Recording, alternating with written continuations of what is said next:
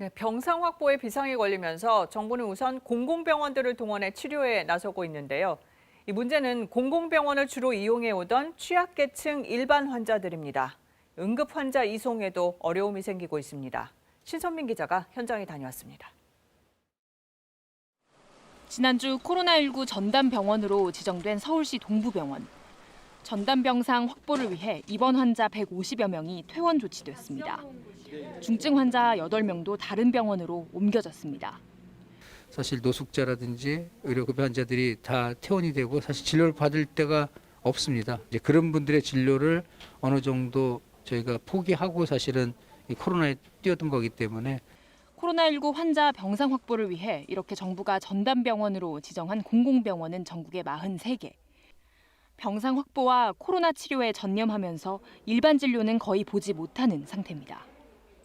그러다 보니 공공병원밖에 이용할 수 없는 취약계층 환자들의 피해가 큽니다.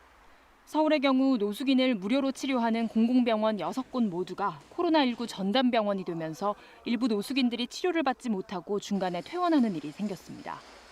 재활치료 때문에 지난달 20일쯤인가 다시 입원을 했어요. 이 코로나 지정병원으로 바뀐다고 해서 24일쯤에 제가 퇴원한 걸 기억하거든요. 병실을 공사를 해야 된다는 것 때문에 조금 막막한 상태죠. 응급 환자 이송에도 빨간불이 켜졌습니다. 공공병원들이 코로나 환자 외 일반 환자들을 받을 수 없는 형편이 되면서 제때 치료받지 못하는 경우가 많아졌습니다.